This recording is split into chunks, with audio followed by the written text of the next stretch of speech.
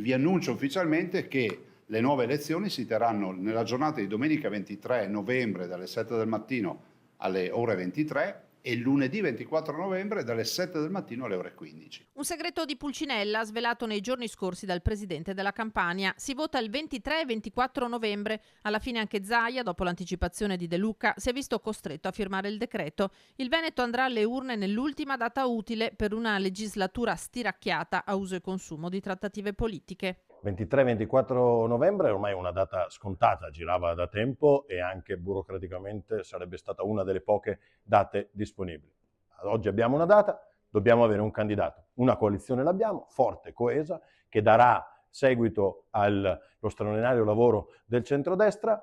Oggi dobbiamo scegliere un candidato, farlo nel più breve tempo possibile, quello che rappresenterà il centrodestra per i prossimi 5-10 anni. Per presentare le candidature e quindi le liste, le giornate sono quelle del 24 e 25 ottobre. Ora si aprono nuovi orizzonti sugli equilibri dell'attuale maggioranza con le forze del centrodestra che ancora non hanno deciso chi sarà il candidato presidente del Veneto. È una buona data perché non ci sono ferie, feste, ponti, ci sono le scuole aperte, quindi ci sarà sicuramente un'alta affluenza da parte degli elettori e delle elettrici del nostro Veneto.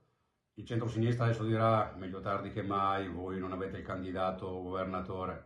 Il centrodestra individuerà nei prossimi giorni i nostri leader, Giorgia Meloni, Antonio Tajani, Matteo Salvini, il miglior candidato o la miglior candidata per guidare la coalizione con il miglior programma e continueremo a guidare uniti la nostra regione. Il centro-sinistra intanto da oltre 2 mesi ha creato un'ampia coalizione a sostegno di Giovanni Manildo, candidato presidente, e sollecita la scelta dell'avversario. Facciano un ultimo sforzo, pungola il segretario del PD Veneto, Andrea Martella. Finalmente è stata fissata la data delle elezioni.